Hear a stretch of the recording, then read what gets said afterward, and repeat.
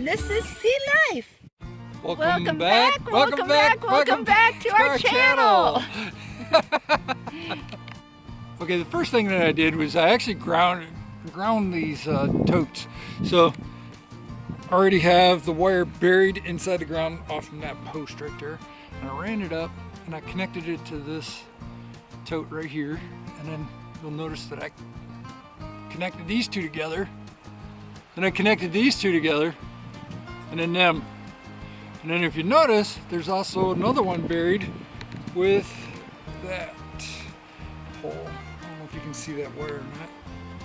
But it runs up, comes out right there. And I connected it right there. And then I connected these two together, and I did it all the way around.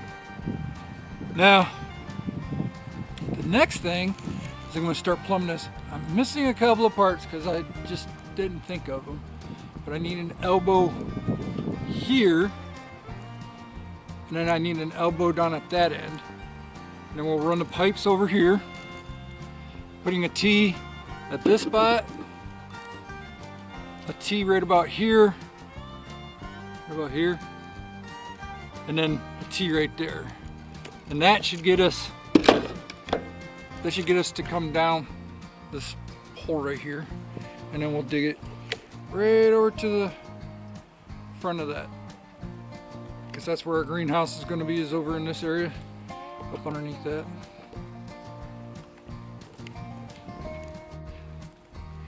Okay, so Daniel's going to use the pipe cutters to make a 2.5 inch cut here. It's a 2-inch pipe. On a 2-inch pipe. And he's kind of doing it up in the air, but that little pipe cutter is pretty nice. You just, you know.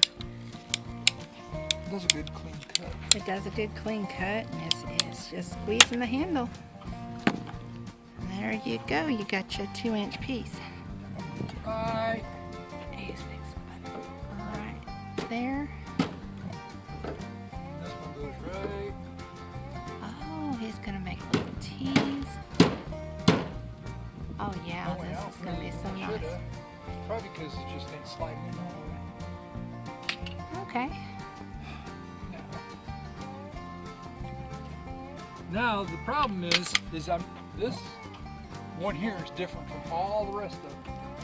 In order to do these, I had to use these gaiters, slide it over top, and then it had the threaded here, and then I could add that. That's 2-inch pipe fitting right there. So one of our local hardwares, believe it or not, actually had these. They're a little expensive. They're like 13 bucks a piece. And then of course you got to add the $2 fitting there too. But this one, I could actually just add the 2-inch pipe, so this one actually saved me money by doing it this way. But now I'm gonna have to cut a longer piece to match the length of this. And you see a little bit of syrup coming out of there, because I guess that's what they had in that to begin with. So, you know, of course the first flush, or first couple flushes, is just cleaning out your tanks. So we're gonna have to hook up the water and probably put a valve. Probably have to add a valve right in here somewhere so I can shut this off. Let these fill up a little bit and then open it back up and let it run. Yep. Yep. Let it run out. Just that sounds like a good that much plan. water in them. Which that'll probably be a rain. Yeah. We get a good rain.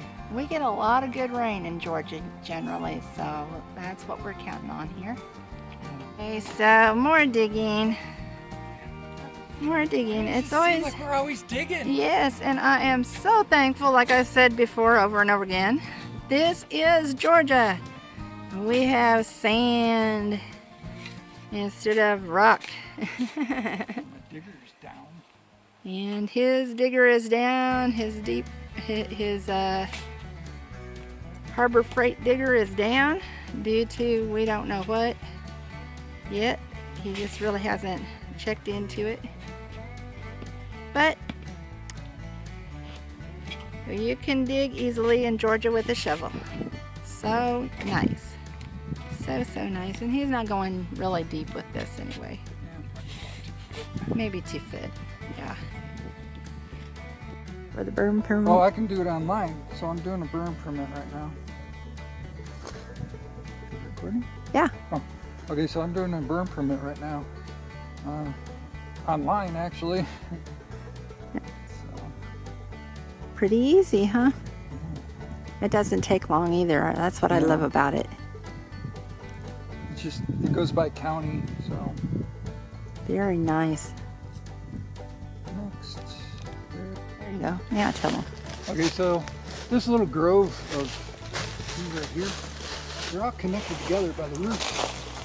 So if I cut one of these trees, I take a chance of killing all of them. So I'm gonna kind of leave them go and let them naturally tell me when they're ready to Harvest. Yeah. Yeah. And there might be one or two of them that I might need to get rid of. For the most part, these are, and these are the kind of trees I want around to make lumber out of. Because this is red oak. And I know they say some animals, but you know what? If an animal's allergic to something, they're not going to eat on it. Normally. No. Unless they're starving. We don't really have a path back to where Daniel's wanting to cut, so it looks like the wheelbarrow, a rake and shovel, fire, and all like that is going to be our trusty friend today. Daniel's trying out a new little saw for the little stuff here. Battery operated. A little bower saw today. Cheap. I guess that's how you pronounce it, bower, Yeah, I think or it's bower, bower. I believe so.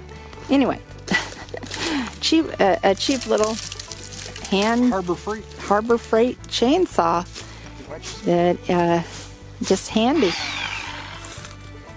Okay, Daniel's getting ready to pick his spot in all of this brush. Well, To how I fi- normally do it to is start I his go, fire. okay, what trees am I going to keep? And I don't want it too awful close. I know this is kind of that way a bit, but everything's actually going to come this way to burn.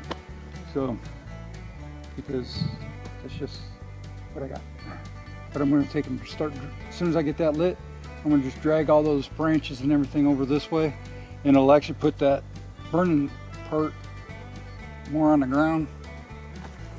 You know, So when you pick a fire spot, Daniel, how do you do that?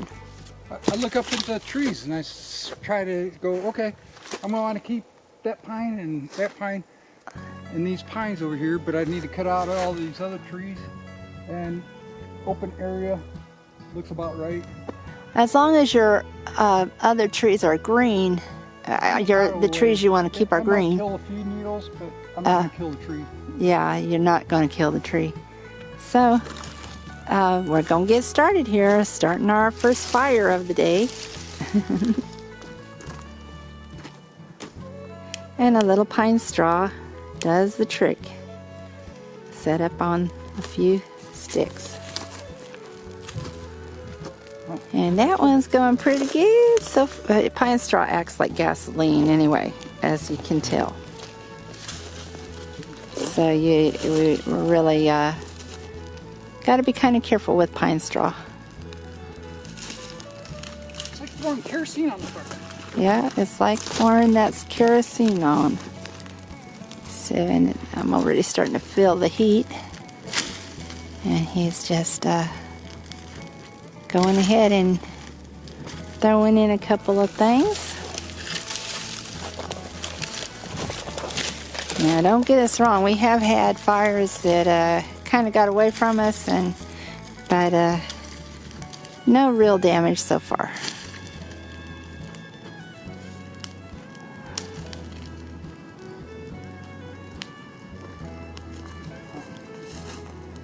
Not from our fires, anyway.